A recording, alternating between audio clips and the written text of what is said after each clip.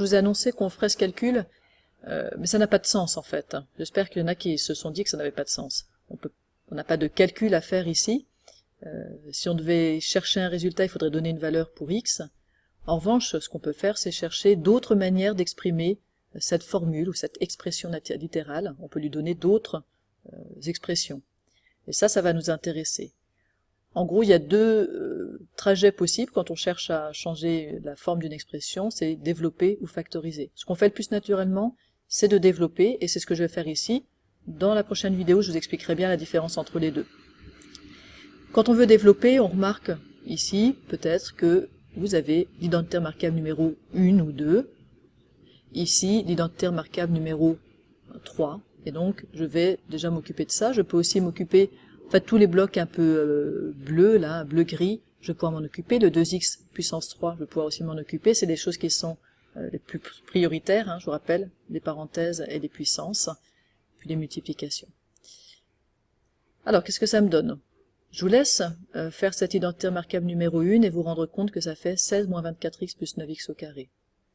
2x au cube, ici je peux distribuer le 3 parce que j'ai une multiplication. J'insiste, mais c'est important.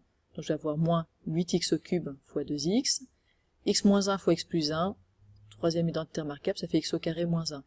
Je mets mon résultat entre parenthèses, moins, donc x au carré moins 1 fois x plus 2. C'est très important de mettre vos résultats au fur et à mesure entre parenthèses. Regardez ici, si vous n'aviez pas mis les parenthèses, votre 3 à cette étape n'aurait multiplié que le 16. Or le 3, à l'étape d'avant, il intéresse tout ce bloc-là.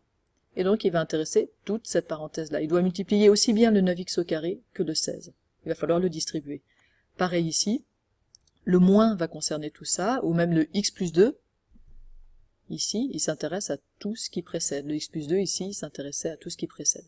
Donc très important, au fur et à mesure que vous faites vos calculs, mettez vos résultats entre parenthèses. Je distribue le 3, ça je vous laisse faire. Je ferai cette opération, c'est ce qui est prioritaire maintenant, c'est la multiplication qui est là, et la multiplication entre ces deux parenthèses, pour ça, double distributivité. Donc 48 moins 72x plus 27x au carré, 8x au cube fois 2x, ça fait 16x puissance 4, donc moins 16x puissance 4, et enfin moins, et je mets toujours des parenthèses autour de cette double distributivité, ça donne x au cube plus 2x au carré, moins x, moins 2. Alors ici j'ai pas mis de parenthèses, j'aurais pu les mettre, bon, je vois qu'elles sont inutiles de toute façon puisqu'il n'y a plus d'opération prioritaire dessus.